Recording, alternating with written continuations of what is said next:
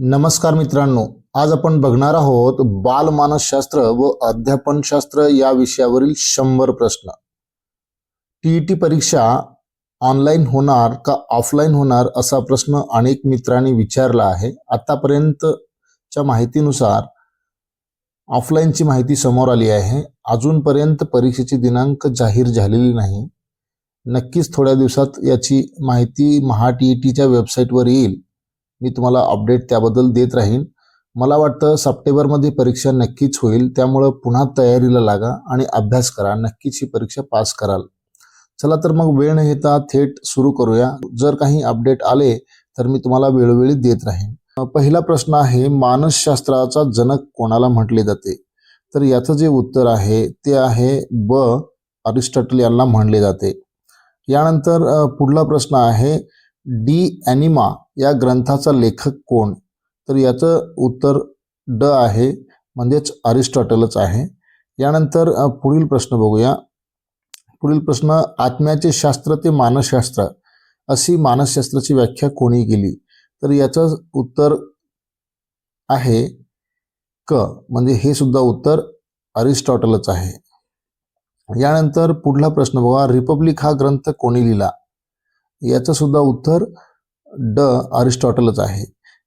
त्यानंतर पुढील प्रश्न बघूया, भौतिकशास्त्राने केलेल्या प्रगतीने प्रभावित होऊन 1879 मध्ये लिप्झिग विद्यापीठात पहिली मानसशास्त्री प्रयोगशाळा कोणी सुरू केली? तर याचं जे उत्तर आहे ब.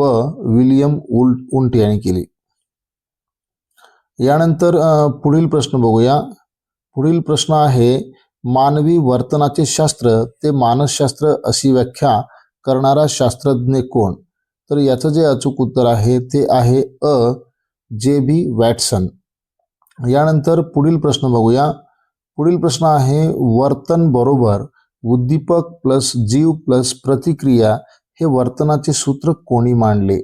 तर याचं जे अचूक उत्तर आहे ते आहे ब. वुडवर्थ. त्यानंतर पुढील प्रश्न बघूया. अध्यापनाशी संबंध असणारी मानसशास्त्रीय शाखा म्हणजे शैक्षणिक मानसशास्त्र होय. ही शैक्षणिक मानसशास्त्राची व्याख्या कोणी केली? तर याचं जे उत्तर आहे ते आहे क. सी.ई. स्किनर यांनी केली. यानंतर पुढील प्रश्न बघूया. शिक्षण प्रक्रियेची वैशिष्ट्ये कोणती? अ. शिक्षण अखंडपणे चालणारी प्रक्रिया. ब. शिक्षण स्वयंस्फूर्त प्रक्रिया.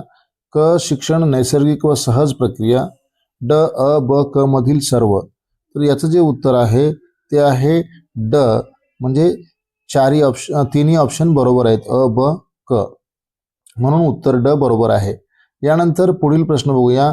शिक्षकाला मानसशास्त्राच्या अध्ययनाची गरज असते कारण अ. परिणामकारक अध्यापन करण्यासाठी. ब. विद्यार्थ्यांना संपन्न अनुभव देण्यासाठी. क. उत्तम नागरिक घडविण्यासाठी.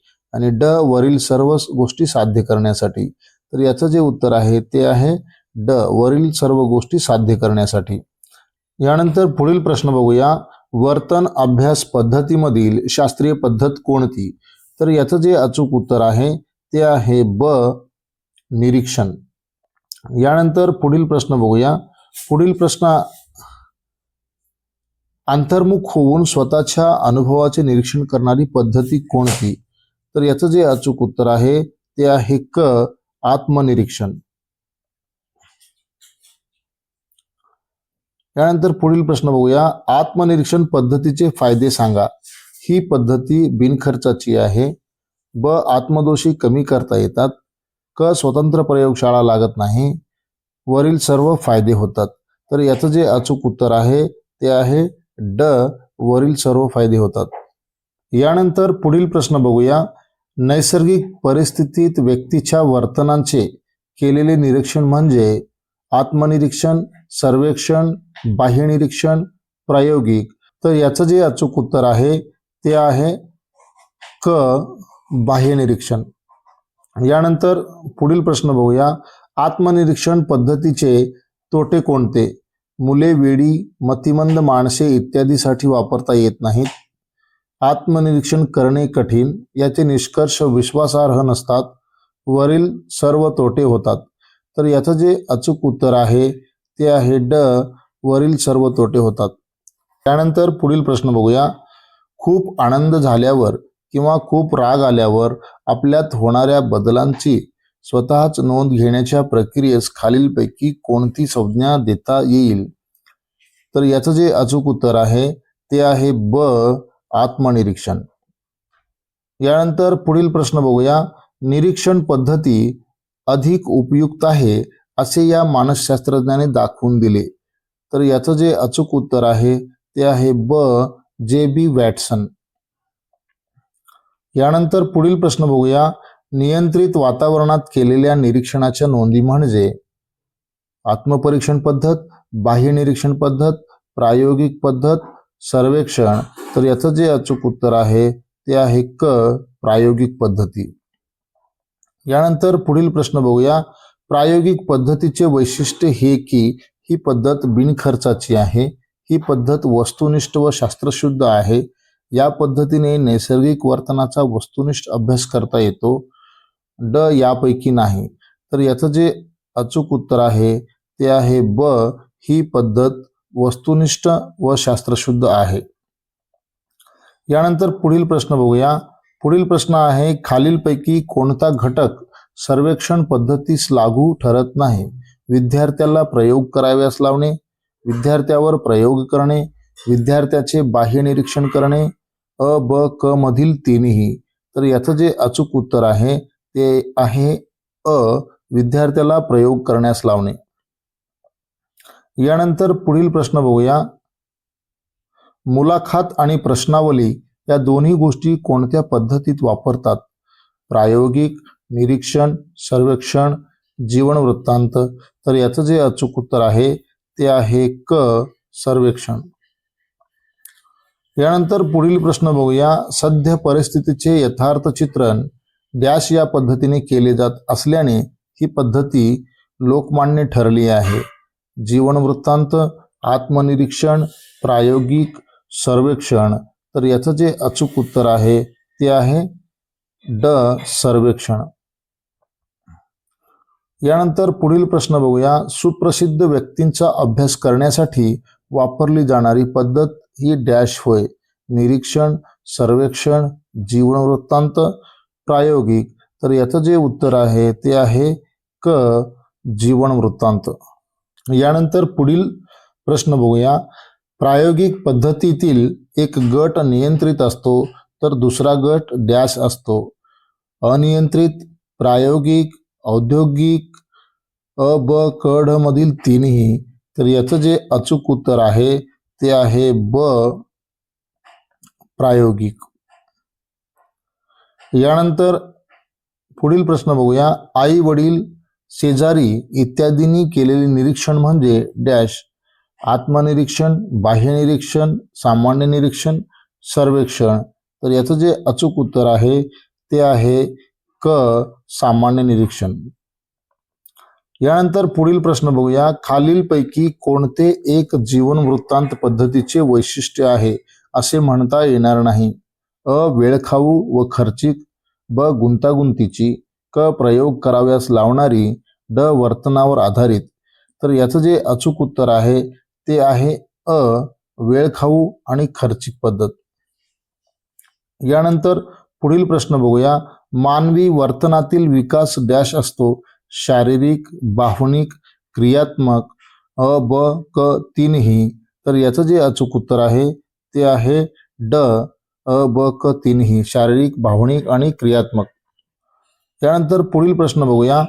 व्यक्तीचा विकास, अभिव्यक्ती, सुसंस्कार, वर्तन बदल म्हणजे डॅश. अध्ययन, शिक्षण, ज्ञान, यापैकी नाही. तर याचं जे अचूक उत्तर आहे ते आहे ब, शिक्षण. यानंतर पुढील प्रश्न बघूया. मुलगा पोहायला शिकतो किंवा सर्कशीतील हत्ती घंटा वाजवतो हे त्याचे डॅश होय. वैशिष्ट्य, सराव, अध्ययन, ज्ञान. तर याचं जे अचूक उत्तर आहे ते आहे क, अध्ययन. त्यानंतर पुढील प्रश्न बघूया. अध्ययन प्रक्रिया ही डॅश असते. सहेतुक असते, हळूहळू घडणारी प्रक्रिया असते, अजन्म चालणारी प्रक्रिया आहे. अ ब क मधील सर्व. तर याचं जे करेक्ट उत्तर आहे ते आहे ड अ ब क मधील सर्व. यानंतर पुढील प्रश्न बघूया. डॅश डॅश ही प्रक्रिया सातत्याने चालणारी आहे. समीक्षण, अध्ययन, अध्यापन, मार्गदर्शन. तर याचं जे उत्तर आहे ते आहे ब अध्ययन हे सतत चालणारी प्रक्रिया आहे. यानंतर समायोजन म्हणजे डॅश परिस्थितीकडे पाठ फिरविणे, परिस्थितीशी मिळते जुळते घेणे, परिस्थितीवर स्वार होणे यापेक्षा वेगळे उत्तर. तर याचं जे अचूक उत्तर आहे ते आहे ब परिस्थितीशी मिळते जुळते घेणे. यानंतर पुढील प्रश्न बघूया. आवर्तनांच्या परिणामी डॅश डॅश वाढीस लागते. प्रवृत्ती, धारणा, कौशल्य, संकल्पना. तर याचं जे अचूक उत्तर आहे ते आहे क कौशल्य. यानंतर पुढील प्रश्न बघूया. एखादे कौशल्य संपादन विद्यार्थ्याचे प्रयत्न व त्याची प्रगती यांच्यातील परस्पर संबंध ज्याच्या मदतीने समजतात त्याला डॅश म्हणतात.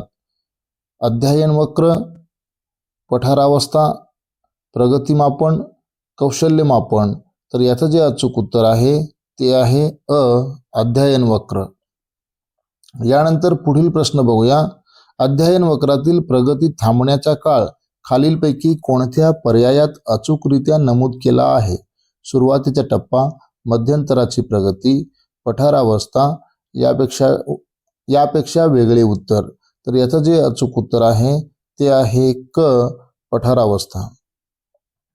यानंतर पुढील प्रश्न बघूया. अध्ययन वक्राचे शैक्षणिक महत्त्व खालीलपैकी कोणत्या पर्यायात नमूद केले आहे?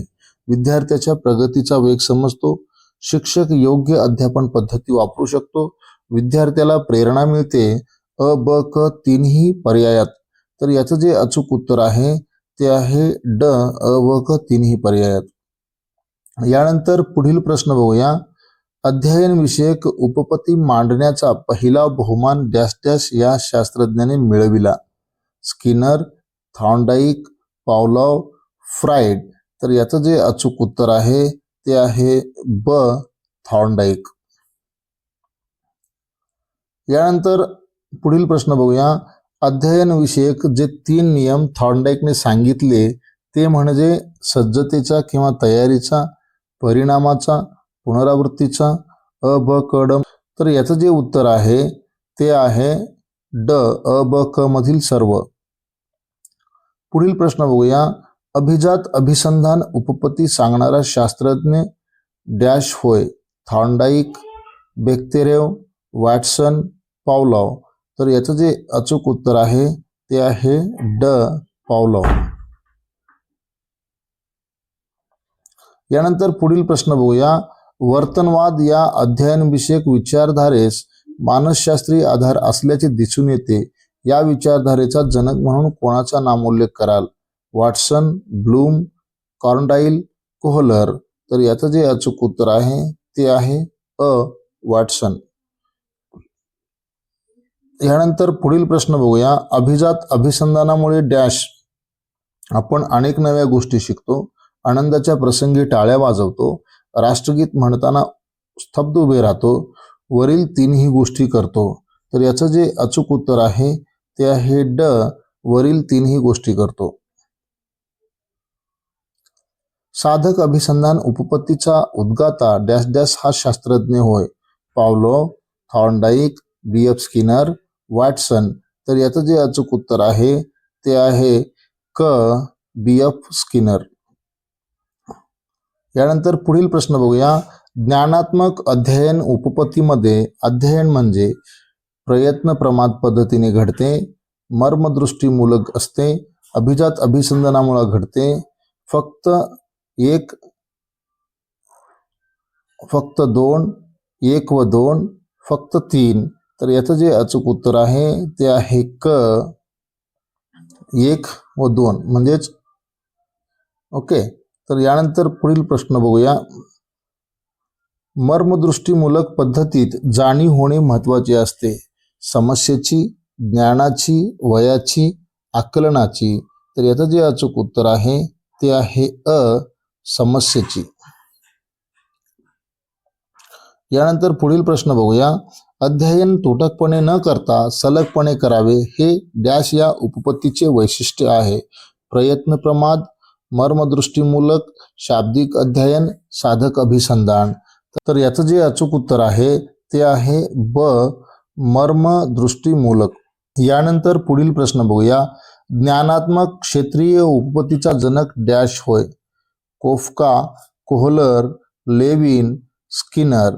तर याचं जे अचूक उत्तर आहे ते आहे लेविन. यानंतर पुढील प्रश्न बघूया. अध्ययनविषयक उपपत्तीमध्ये पाठ्यवस्तूवर प्रभुत्व मिळवण्यावर विशेष भर देणारे शास्त्रज्ञ डॅश होत. Lewin, Ausubel, Bruner, Koffka. तर याचं जे अचूक उत्तर आहे ते आहे असुबेल. यानंतर पुढील प्रश्न बघूया. सामाजिक निरीक्षणात्मक उपपत्तीत प्रतिकात्मकता व स्वयंनियंत्रण यावर भर दिला आहे. ही उपपत्ती डॅश या शास्त्रज्ञाने मांडली आहे. Lewin, Bloom, Kohler, Albert बँडुरा.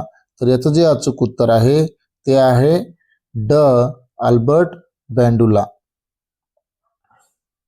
यानंतर पुढील प्रश्न बघूया. स्किनर यांनी एका प्राण्यावर केलेला प्रयोग मानसशास्त्रीय दृष्टिकोनातून महत्त्वाचा मानला जातो.